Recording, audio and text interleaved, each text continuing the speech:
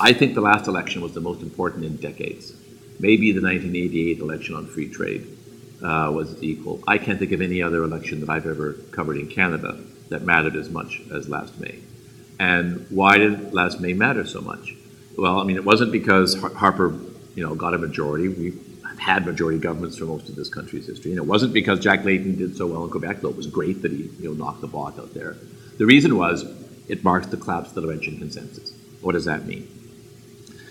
It means that, I contend, from Confederation until not long ago, this country was governed by the political and academic and media and cultural elites living in the major cities along the St. Lawrence watershed.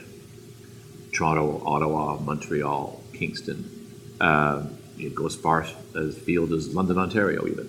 And in the elites in these cities, basically any city along the St. Lawrence River and the Great Lakes with a good university in it, these elites grappled with the major issues of their day, whatever those issues were. And I don't know how much of Canadian history you know, but it goes back to the Naval Treaty of 1911, conscription, the Depression, how to handle unemployment, how to build a welfare state after the Second World War, how to deal with Quebec as it rose in its assertion, how to.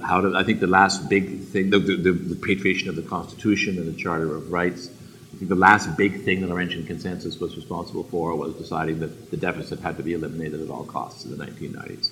And in all of these great issues, these elites would talk among themselves and they would reach a consensus. And whatever consensus they reached, that was the policy of the country. Sometimes it would be enacted in legislation. Often it was just kind of social osmosis. We're going to go in this direction. And occasionally they could not reach consensus. The 1988 election was important because the consensus split over whether to go with free trade to the United States.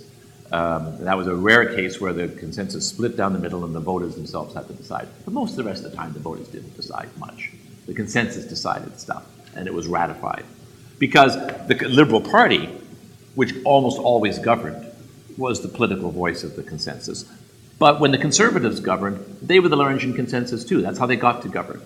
Brian Mulroney and Meech Lake and Charlottetown Accord, those were, what was more Laurentian consensual than that?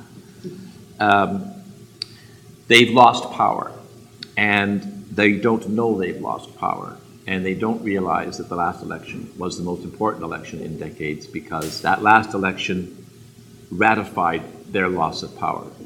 And this is not a one-election thing. Doesn't mean that the Conservatives are always going to win, by no means. But whoever does take power at the federal level is going to have to recognize this great shift and accommodate themselves to it. And this has big implications. It has implications for business. It has implications for culture. It has implications for all of us.